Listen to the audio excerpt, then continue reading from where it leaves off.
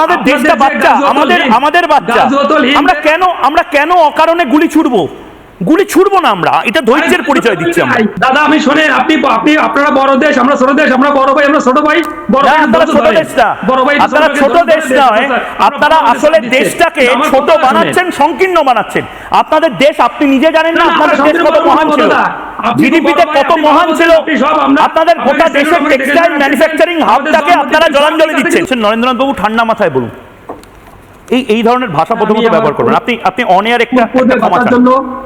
পূর্বের ভাষার জন্য আমি দুঃখিত, দিস ইজ মাই মিস্টেক, আমি সরি বলতেছি। এখন এবার আমাকে কথাটা বলুন ভালো করে ঠান্ডা মাথায়। নরেন্দ্রনাথ বাবু, আপনাদের সাথে আমাদের ব্যক্তিগত কোনো ঝামেলা নেই। আপনি বড় ভাই, আপনি যদি ভারতে বিপদে পড়েন বাংলাদেশে আমি জায়গা দেব না।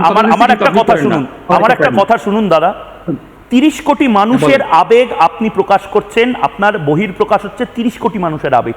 শুধুমাত্র 30 কোটি মানুষ এভাবে রেগে যাচ্ছে, তাতে আপনারা এরকম কুৎসিত ভাষা ব্যবহার করছেন।